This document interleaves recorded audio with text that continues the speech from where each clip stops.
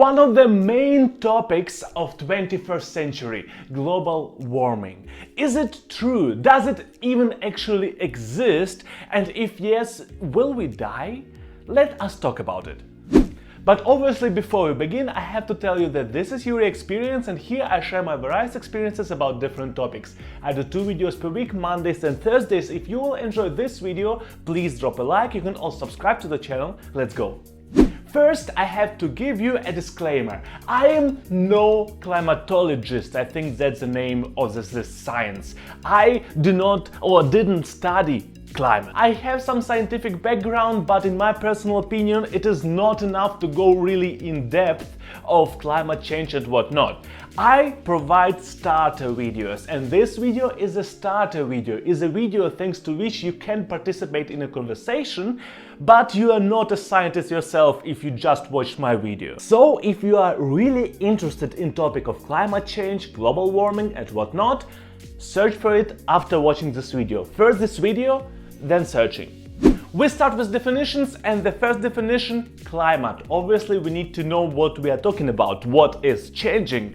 And that is an official definition of climate. Based on my understanding, climate is observation of weather over the prolonged period of time. And if we are talking prolonged, it's normally something like 30 years. What do you think if I tell you the word weather? Weather right now, maybe weather tomorrow, what temperature will it be tomorrow? But it is something short term, it is something that comes soon or was yesterday basically. Climate is more like a trend, is more like a development of different attributes that we have in our world over the time. And for example, we have temperature, we have pressure and many others. I don't know all of them. But the point is, climate is something that develops over time, and weather is something that we have like yesterday, today, tomorrow. Climate is normally specific to a specific position or maybe to some specific region. So climate is not something that is connected to the country, to the city, but it's normally more connected to what kind of geography you have in a specific location, and what kind of biotope it is, what kind of biosystems are there, what kind of animals and plants are living there, and how high is it above or under the ground. So I hope you understand what I mean. Climate change, as just change of climate, is something normal. Climate changes itself all the time, and throughout the history of Earth, climate changed a couple of times. And by change, I mean like really strong changes to the high and really strong changes to the low. Yes, it is true that we didn't really wrote down what climate was prior to 19th century, but there are a lot of methods to kinda assume or scientifically assume how it actually was. And based on science, there were a lot of climate changes, a lot of strong climate changes throughout Earth history, and it is something that is completely normal. So why a lot of people all over the world are shouting something like we will all die and change something about emissions? It is because there's an observation nowadays that climate change that is happening right now is human-made, basically. But first we need to talk about what is happening. So what kind of change is happening right now, and why do we also call it global warming? So basically, thanks to humanity, we produce a hell a lot of carbon-based gases. It comes mainly from us burning stuff in order to create energy, but the point is we create a lot of carbon, so normally carbon dioxide, that comes into the atmosphere, and then it lets sunshine go to the Earth, which is great, it is good that it happens, but then after reflection from Earth, and all light reflects from Earth back to the atmosphere and actually to the infinity and beyond, so after the reflection it stays captured in the atmosphere thanks to these gases that are gathering all around the Earth. So basically, Earth gets warmth from sun, but our emissions doesn't allow this warmth to go away, and we need that warmth to go away to some degree, obviously. We still don't want to die, but if we overheat, we will die too. As I mentioned already, climate change and also global warming and global cooling is nothing new for Earth. it happens. But normally it doesn't happen due to human beings. When it happens normally, global warming happens because there are way too many beings who are breathing air and breathing out carbon dioxide, which leads to pretty much the same effect. But nature is kinda smart, or this natural system is kinda smart, and when that happens, global warming, it is not good for every kind of species, and a lot of species are dying, but B, a lot of plants are thriving in that kind of climate, and that leads to binding of carbon dioxide from the atmosphere through the trees back to the oxygen. I hope you know what photosynthesis is. Yeah. But thanks to industrial evolution and us finding the animals that lived many years ago and now are oil, basically, and thanks to us burning that oil, thanks to us burning different other stuff like coal and gases, a lot of carbon emissions are going back to the atmosphere. And this burning is not the only source. Basically everything that farts and breathes is a good source of carbon emissions, and it is bad basically for our current development of the climate. And that's where cows come into play, and based on different sources, cows fart way too much and they produce so many gases that they have actual influence on the climate. And who lets cows grow? We create cows so we can eat something. How did we understand that something is going on? Temperatures are rising, so the average temperature over the prolonged period of time is rising. There's like this trend of rising temperature over the last 30-something years. That is not something that is considered normal for normal Earth temperature differences or temperature development. Also, a lot of biotopes, a lot of biological systems of different biological beings are changing. So for example, this whole places that are extremely dry are expanding because the temperatures are rising, and ice is melting. So you know this typical story, ice is melting, the water is rising, and a lot of places will go underwater soon. Why do we think that some stuff will go underwater? We have models. So what do I mean? We scientists have models. And here I first need to share with you what actually a model is from scientific perspective. It doesn't matter whether we are talking about climate or overall science. This is an official definition of a model, but model is basically some mathematical function that tries to predict some development of some system. And by the development of the system, I mean there are some attributes that are kinda unique for this system and that define this system, and model tries to predict how these attributes will change over time thanks to different influences. And in order to create a model about something that is actually existing in a real world, you need to create a lot of assumptions. Some of these assumptions are like really free assumptions, so basically it is an assumption, but it doesn't have a lot of influence on the overall development. Other assumptions are kind of strong assumptions, so if you change this assumption a little bit, the whole development will go in completely different direction. And the whole science behind models is trying to understand what parameters work best, what functions work best, how to combine maybe different functions with each other, how to combine different systems with each other in order to explain more complex systems and, in theory, explain more or less the real world. And that's where we will try to talk about misconceptions. And the first misconception that I have to share with you: models are not perfect. If anybody, any freaking person is saying to you that models are perfect and something that model is saying is true, say that person, love that person in the face and say that person you are completely wrong because it is an unscientific statement. And again, here I'm not only talking about climate change, I'm talking about science overall, but it also applies to climate change. And the point is, model is something theoretical. Model is something that is based on reality, but it meets assumptions in order to work. It needs assumptions in order to work. For example, a very famous assumption that a lot of models use is the fact that the system is a closed system. But Earth isn't a closed system. Earth is almost a closed system, but it's not completely the closed system, because we get warmth from sun, and depending on the position of Earth in the universe and around the sun, amount of coverage with sunlight will be different. Also, there are some interactions between gases in the atmosphere of Earth and like outer space, something that is outside of Earth. And also we have Moon that also interacts with Earth and has influence on how Earth works. And this is just a basic assumption, and I don't know whether this specific assumption is used in climate models, but I would assume that some of the assumptions that they use are strong assumptions, that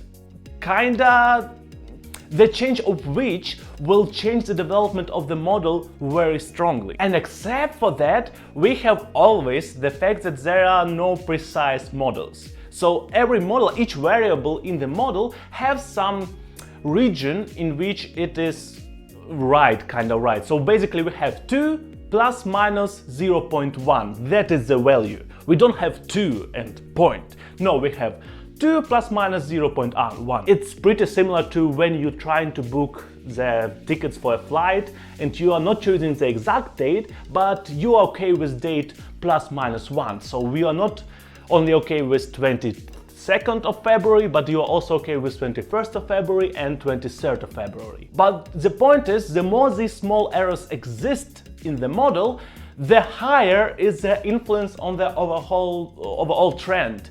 So basically, what I'm trying to say, the model cannot be perfect by definition. It is not to say that model is completely useless. It would be a completely wrong statement, but model is not perfect. It is not something that I would rely completely upon. It is something that we shall use in order to create better decisions, but it is not something that you would just use only this and believe in this and it is completely true, because that would be wrong. Also, there is a misconception that our actions will lead to Earth destruction, or maybe that nature will die, how we define nature right now. And here I want to simultaneously disappoint you and calm you down.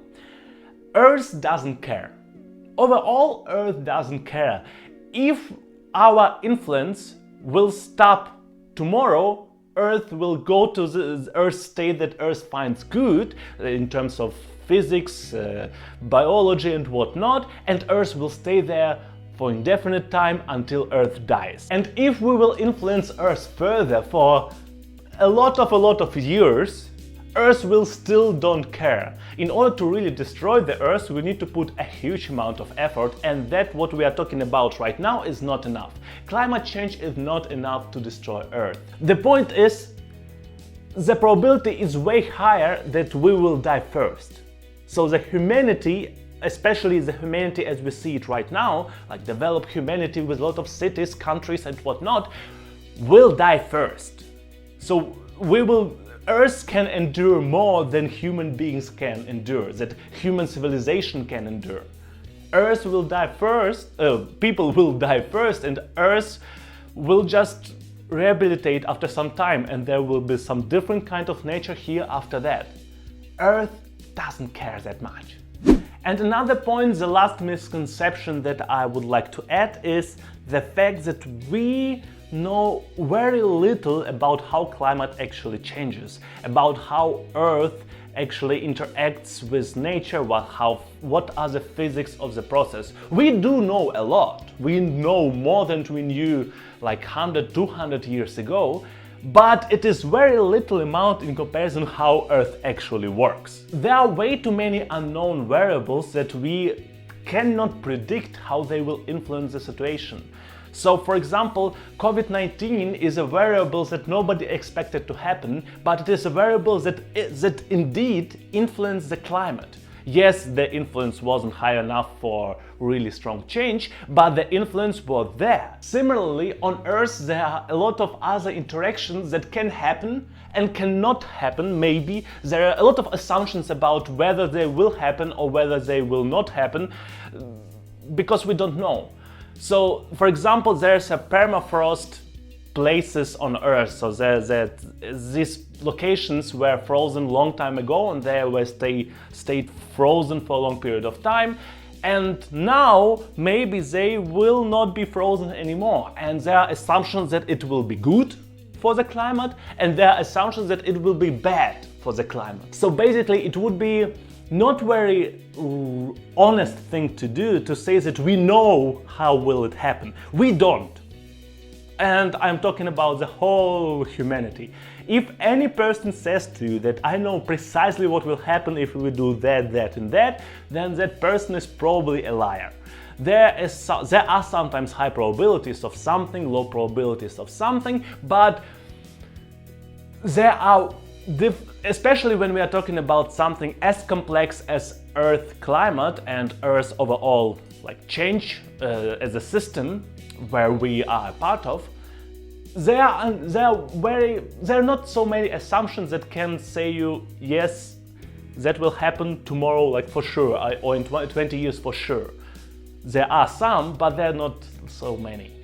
Okay, although these misconceptions can be like true, so they are actually wrong, it is right that they are wrong, it doesn't mean that climate change doesn't happen. It doesn't mean that global warming doesn't happen, especially thanks to humanity. Based on my current knowledge, yes, humanity does influence climate, not in the best way, and as I told you previously, it will probably hurt humanity first. So maybe also other animal beings, but by that I mean nature will survive.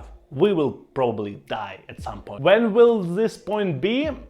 Based on my understanding, in many years. So probably you and I will survive. There are some assumptions that it will not happen, but to be honest with you, with pretty much high probability, you and I will survive our time, and yeah, we will not die because of climate change. But that doesn't mean that we shall not care about Earth. So for example, so our children can survive successfully.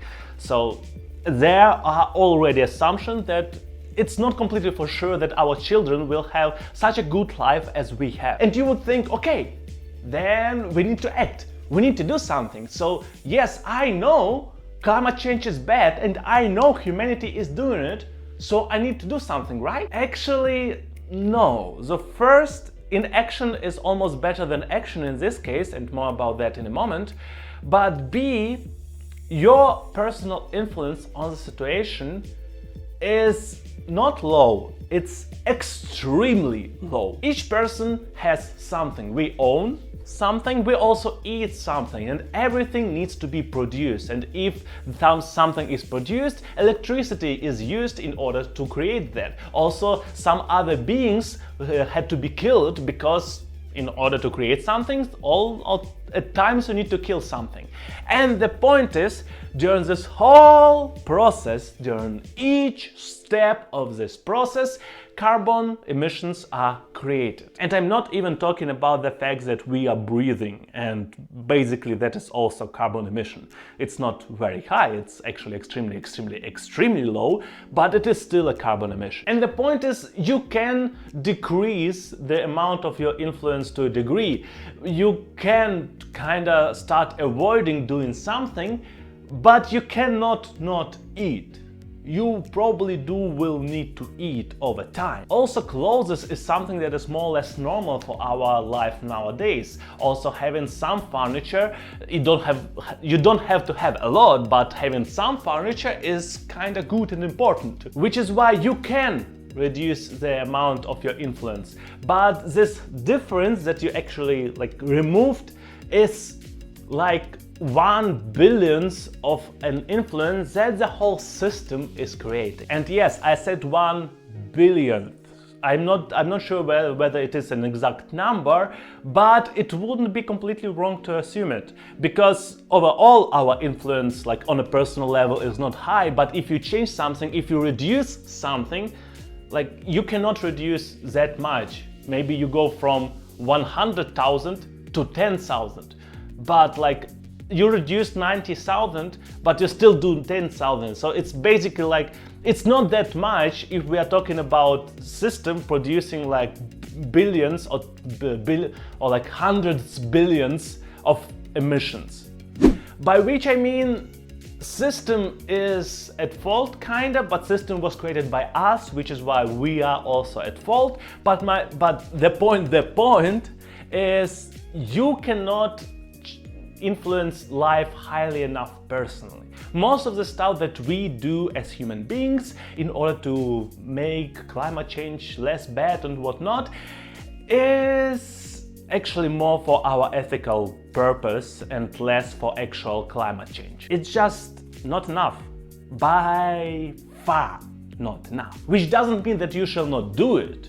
I still think that although it doesn't matter that much, it's not bad to do it anyway, right? So it's not bad to do it, so why not do it? And basically the main suggestion I have to you, for you, the main advice I have to you in terms of personal consumption is consume less. It doesn't matter what we are talking about, consume less. Eat less, buy less, that's pretty much it. You cannot do a lot of more stuff.